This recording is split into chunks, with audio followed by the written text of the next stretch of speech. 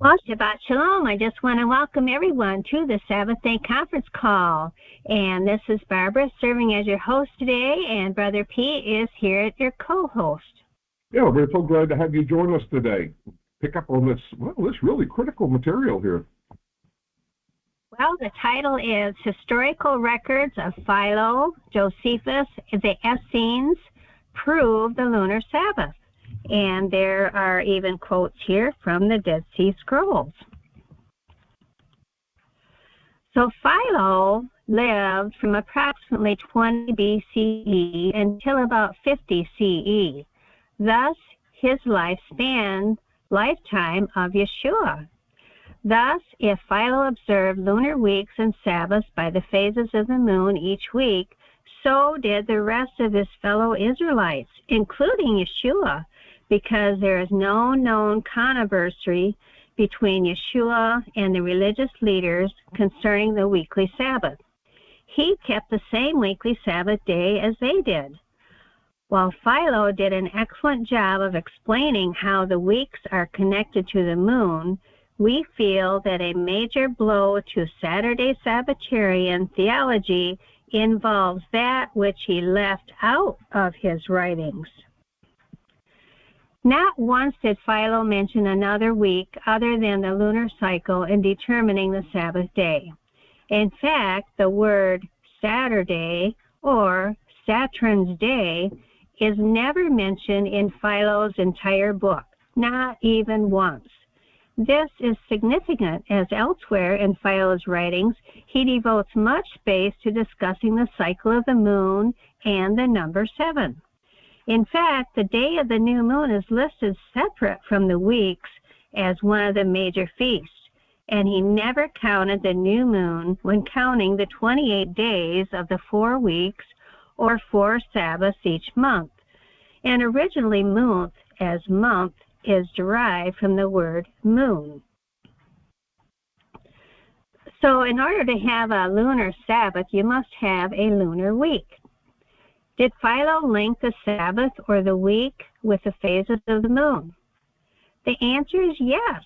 In fact, the lunar week and lunar Sabbaths are the only week or Sabbath mentioned in Philo's writings. And notice that the number 7, the weeks, the Sabbath, and the moon are all linked together in Philo's writings. Under the heading Allegorical Interpretation, it says, quote, again, the periodical changes of the moon take place according to the number 7, that star having the greatest sympathy with the things on earth. And the changes which the moon works in the air, it perfects chiefly in accordance with its own configurations on each 7th day. At all events, all mortal things, as I have said before, drawing their more divine nature from the heaven, are moved in a manner which tends to their preservation in accordance with this number 7. Accordingly, on the 7th day, Elohim caused to rest from all his works which he had made. Notice that Philo says the moon is perfect in its appearance at continuing intervals. Had a Hebrew-speaking Israelite written this, he would have said, it perfects chiefly in accordance with its own configurations on each Sabbath day instead of each 7th day, because elsewhere in his writings, Philo identifies that when he mentions the 7th day of the week, he is speaking of the Sabbath. Philo tells us that the moon perfects its own configurations on each 7th day. It was understood that at the end, each period of 6 work days, there would be a weekly Sabbath. The Greek-speaking Jews referred to the Sabbath as the 7th day or the sacred 7th day, while in the language of the Hebrews, it was termed Shabbat or the Sabbath. So now, continuing with Philo. Under the section, the Decalogue, quote, but to the 7th day of the week He has assigned the greatest festivals, those of the longest duration, at the periods of the equinox, both vernal and autumnal, in each year, appointing 2 festivals for these 2 epochs, each lasting 7 days, the one which takes place in the spring being for the perfection of what is being sown, and the one which falls in autumn being a feast of thanksgiving for the bringing home of all the fruits which the trees have produced. Here we see in the figure what Philo is speaking of is the spring festivals, Passover, Unleavened Bread, First Fruits, and Pentecost, and then in the fall, trumpets, atonement, and tabernacles in groups. Okay, thank you. Okay, the Sabbath is the 7th day of the week every year. Let's look carefully at what Philo is saying. To the 7th day of the week, he, the Father above, has assigned the greatest festivals. In other words, the greatest or longest festivals have been assigned to the 7th day of the week. Philo, keeping the same lunar solar calendar established in Scripture, calls the first day of each of these 7-day feasts the 7th day of the week. Scripture says that both of the 7-day feasts, unleavened bread and tabernacles, begin on the 15th day of the respective months, and that you can find in Leviticus 23, 5-6, and 23, verse 34. The 7th day of the week is the Sabbath, is it not? It is the 7th day of the week every year. If the 15th is the weekly Sabbath, so are the 8th, the 22nd, and the 29th days of the month. Notice that Philo did not say they would receive 2 appointed times during the festivals, but 1, the 15th. Saturday Sabbath keepers insist that there will be a Saturday Sabbath that interrupts these 7-day feasts, and indeed, if the Gregorian calendar were the calendar of Scripture, that would be true. But Scripture says nothing of a Saturday Sabbath in the middle of these 7-day festivals to prove the 7th day of the week is the same as the 15th. Elsewhere, Philo states, and this feast is begun on the 15th day of the month, in the middle of the month, on the day on which the moon is full of light. In consequence, on the providence of Elohim, taking care that there shall be no darkness on that day. That from Philo's Special Laws, too.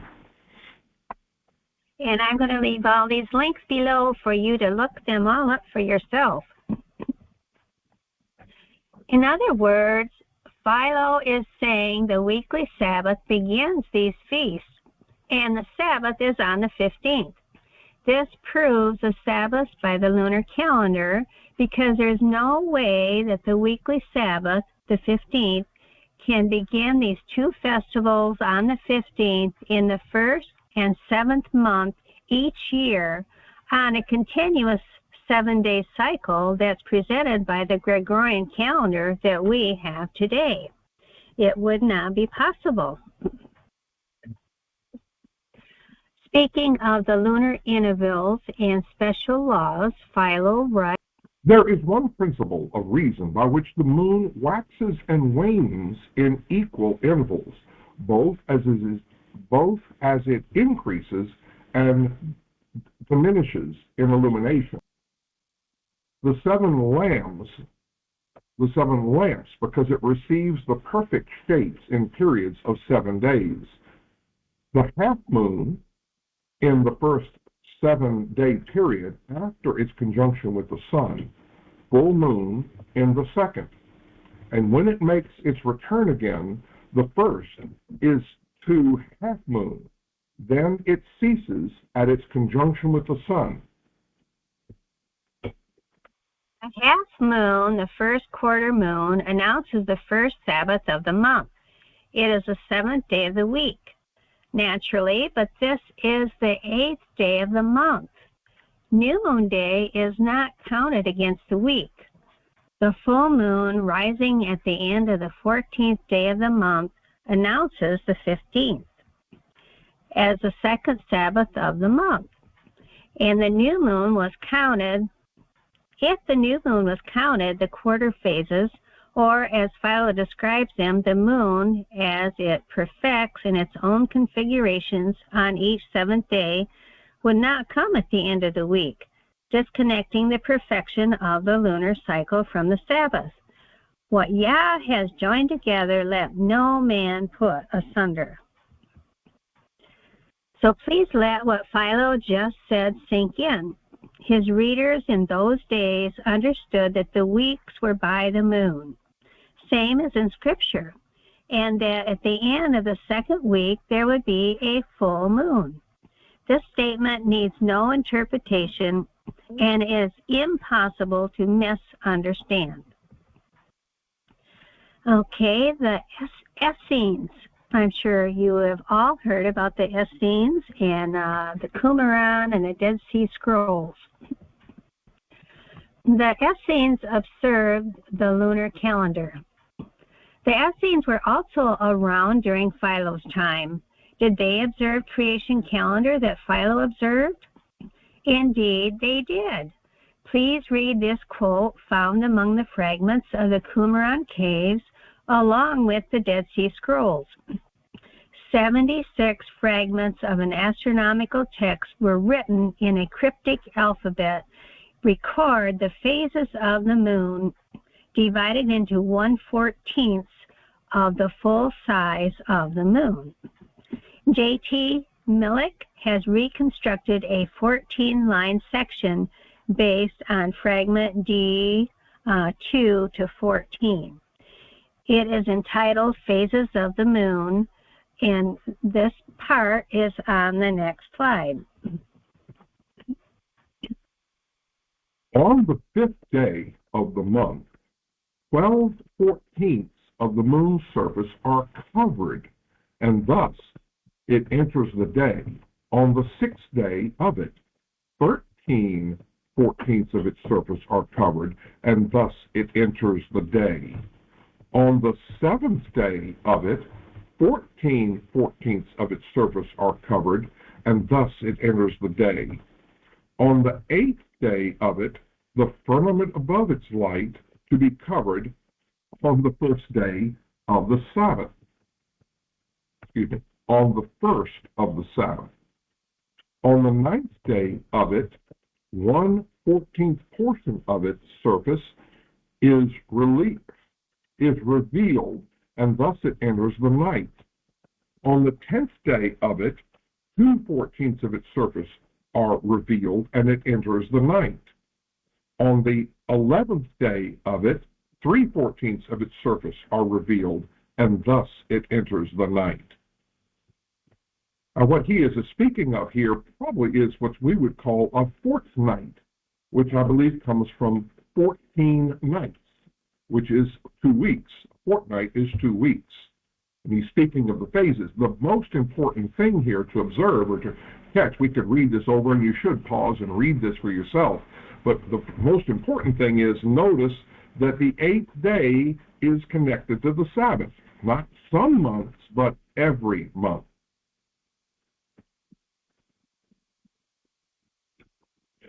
Here's another translation of the same parchment done by a different set of scholars.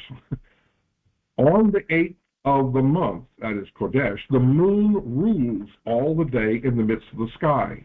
And when the sun sets, its light ceases to be obscured, and thus the month begins to be revealed on the first day of the week.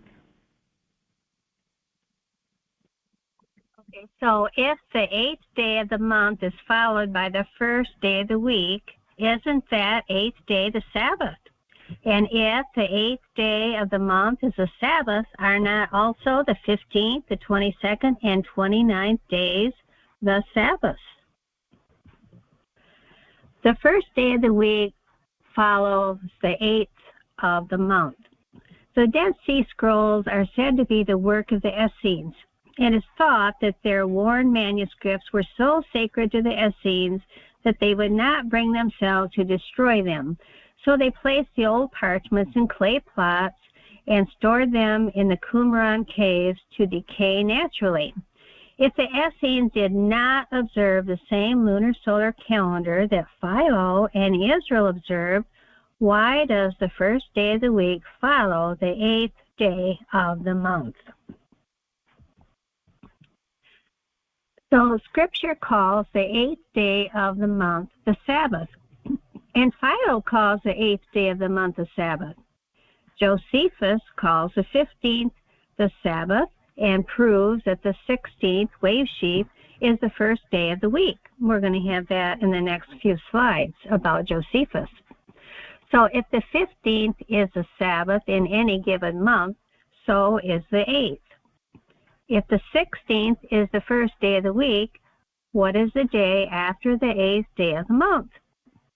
So the Essenes call the 9th day of the month the first day of the week. So does Philo, so does Josephus, and Scripture reveals the same thing. So here's more about Josephus. Josephus calls the 15th the Sabbath. Flavius Josephus lived from about 37 CE to 100 CE and undoes the Gregorian calendar in a different fashion, but nonetheless supports the creation calendar and the lunar Sabbaths. There are in Scripture several passages that prevent any child of the king, that would be you and I, all of us here, from ever accidentally falling into the wrong calendar for worship. And this is all recorded in Exodus 12, 2 through 6, and Leviticus 23, 4 through 14. All those scriptures reveal 3 fixed dates that are work days: Abib 10, Abib 14, and Abib 16. It is Abib 16 that Josephus writes about. His words are hammering the counterfeit calendar and its proponents. Please understand that Josephus is writing to a non-Israelite audience. In the Antiquities of the Jews, chapter 10, section 5, he has this to say about the Passover season.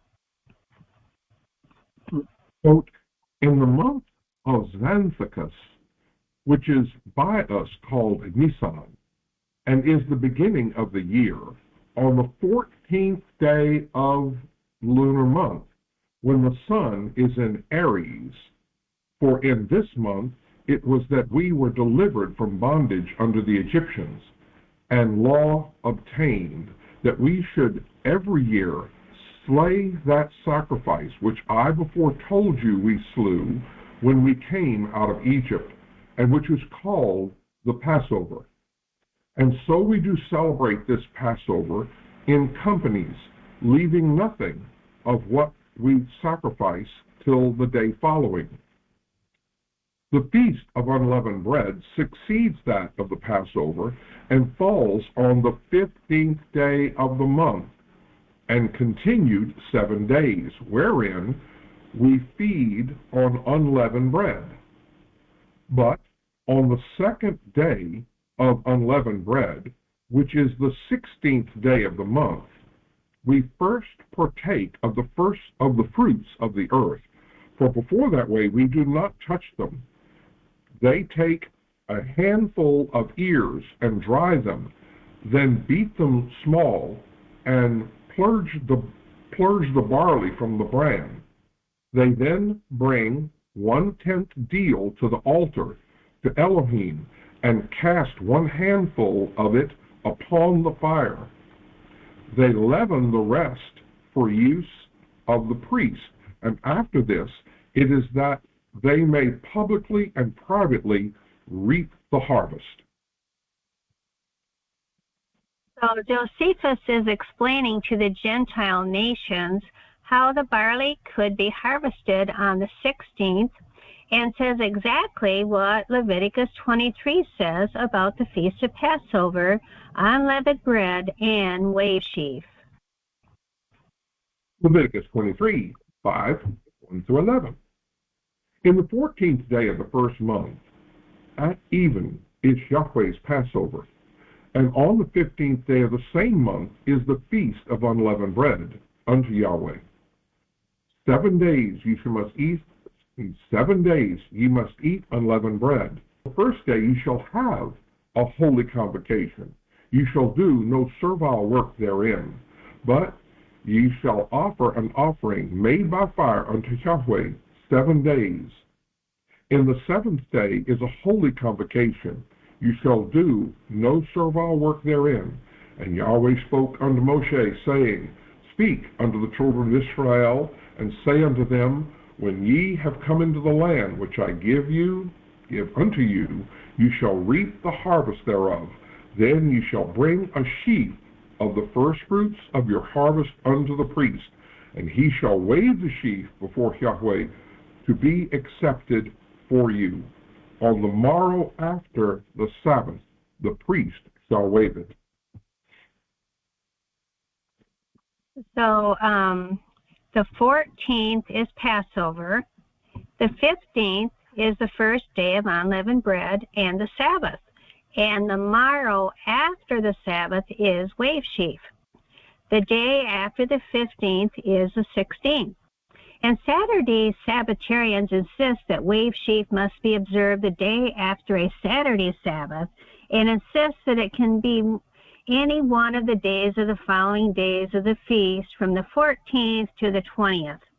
And if Passover, Abib 14, falls on a Wednesday, for instance, then Saturday will fall on the 17th day of Abib. Saturday Sabbatarians insist that the 18th would then be wave sheaf. Is this what Scripture or Josephus say? No, I'm afraid not. Wave sheaf feast is not on a Gregorian Sunday date. It is always on the 16th of the lunar month on the Creator's calendar. Okay, and now there are a lot more proofs and evidence in history, and we did a YouTube on this historical evidence of the lunar Sabbath, and we're just going to cover just a few quotes for you today. Most scholars are honest enough with the evidence to admit that Israel did not observe a solar-only calendar like the one we have today. The historical record reveals the truth of the matter very well. The Hebrew month, this is from Encyclopedia Biblica, the Hebrew month is a lunar month, and the quarter of this period is one phase of the moon, appears to have determined the week of 7 days. And the next one is from Rest Days. The early Hebrews employed lunar 7-day weeks, which ended with special observances on the 7th day, but nonetheless were tied to the moon's course. It is a known fact that Israel observed the Sabbath based on a lunar cycle. In the time of the earliest prophets, the new moon stood in the same line with another lunar observance, the Sabbath. Ezekiel, who curiously enough frequently dates his prophecies to the new moon, describes the gate in the center court of the new temple looking eastward as kept shut for 6 working days, but opened on the Sabbath and the new moon. Each lunar month, this is, by the way, taken from Universal Jewish Encyclopedia, each lunar month is divided into 4 parts, corresponding to the 4 phases of the moon. The first week of each month began with the new moon, so that, as the lunar month was 1 or 2 days more than 4 periods of 7 days, these additional days were not reckoned at all. All nations had lunar months.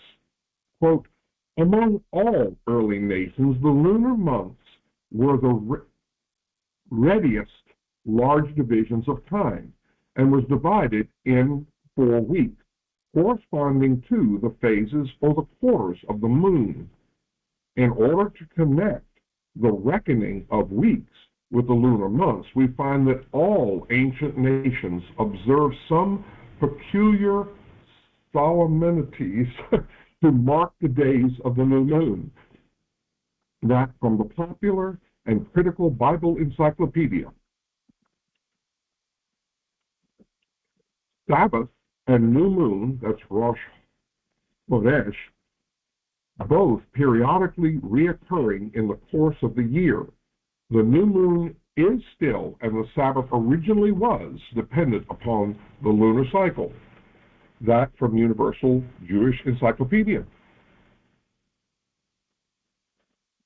So the Sabbath truth is returning, and we have only begun to scratch the surface of the historical records.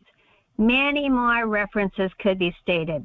And how is it that scholars cannot tell when the Sabbath was disassociated from the lunar cycle, while modern Sabbath keepers in general deny that the Sabbath was ever connected with the moon in the first place?